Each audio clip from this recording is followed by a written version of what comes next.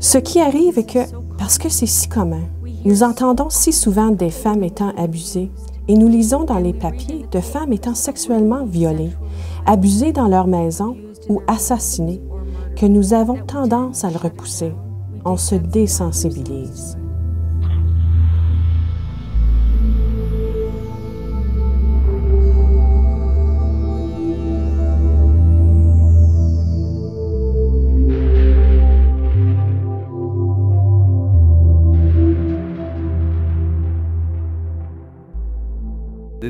C'est un problème dans notre société que les femmes sont en fait exposées à des risques et cette violence n'a aucune place dans notre société. Qu'est-ce que vous pouvez voir pour vous donner un aperçu pour prévenir ceci dans votre communauté?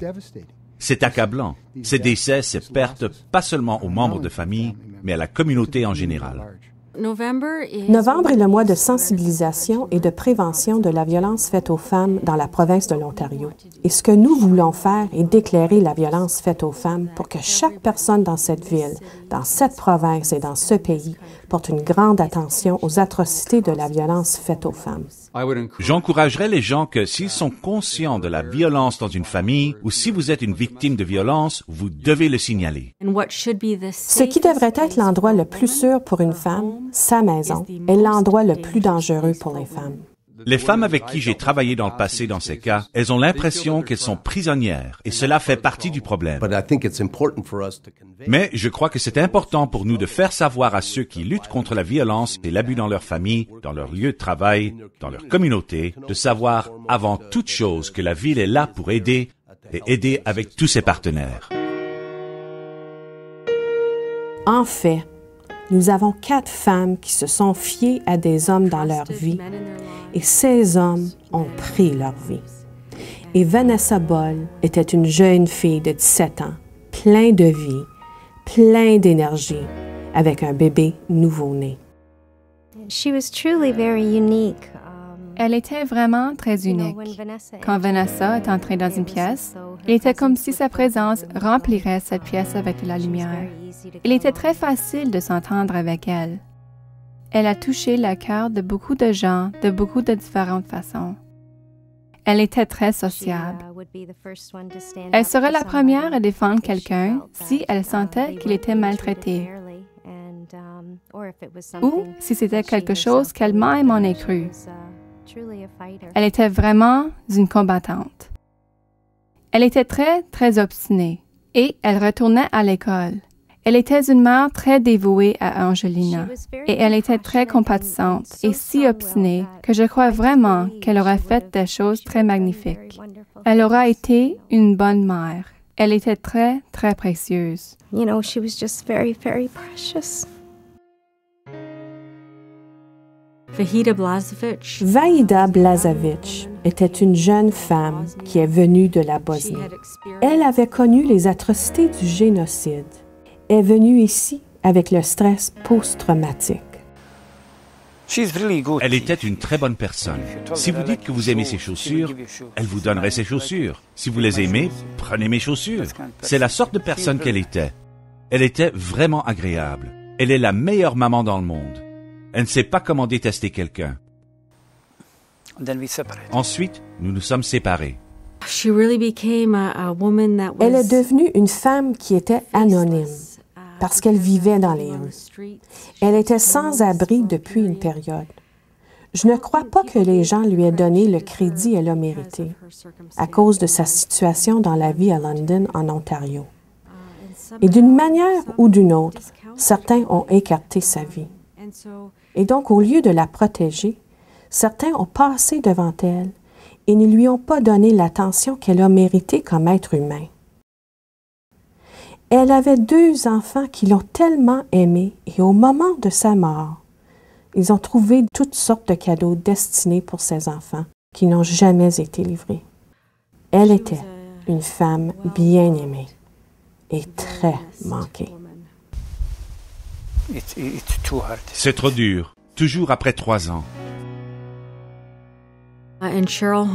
Cheryl Honer a été assassinée juste avant la naissance de son bébé. Et par tous les comptes, elle aurait été une mère incroyable. Mais elle était à ce stade de sa vie où elle était très occupée avec sa grossesse, travaillait sur sa relation avec M. Scott et était la principale personne à prendre soin de ses deux parents qui habitaient à London une courte distance d'elle, qui avaient quelques problèmes de santé significatifs eux-mêmes. Donc, elle était à ce stade de vie où je crois que nous trouvons beaucoup de nos jeunes, où, vous savez, très occupés de la famille et d'elle-même en ce temps-là. Ses deux parents sont décédés très peu après sa mort. Et le policier qui a enquêté son homicide a indiqué qu'il croit que les deux sont morts d'un cœur brisé. Il est vraiment important que son histoire soit répandue. Sa perte était tragique. Vous avez un homme qui, malgré ses problèmes de santé, c'est un meurtre tragique. Et pas seulement elle, mais un bébé de 8 mois et demi est mort. Et c'était une petite fille. Brenda Lee Chillingworth était une femme de 38 ans, une mère incroyable à 2 enfants.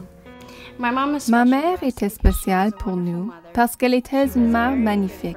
Elle était une très bonne amie et une merveilleuse fille et sœur. Ma mère était très passionnée de son emploi comme coiffeuse. Elle était coiffeuse quand j'étais nouveau-né et elle dirigeait son bureau à l'arrière de sa maison. Nous avions toujours beaucoup de gens venus à la maison et j'ai rencontré beaucoup de ses amis de cette manière-là. Elle a travaillé à Lucas Secondary School. Elle a travaillé dans la cafétéria et tous les enfants l'ont aimée. Elle n'était pas votre cantinière typique. Elle est devenue amie avec le personnel et avec les étudiants. Elle faisait toujours rire les enseignants. Et avec les étudiants, pour beaucoup d'entre eux, elle était comme une deuxième maman. Et c'était évident quand je la visitais au travail. Et elle a aimé cuisiner. Nous ne savons pas ce qu'elle aurait accompli. Y aura-t-elle continué à finalement ouvrir son propre restaurant ou être dans les affaires associées au restaurant? Nous ne savons pas. Mais nous savons qu'elle aurait été sans doute la meilleure grand-mère. Mais elle est partie. Autres personnes ont dit que ma mère était une vraie boute-en-train.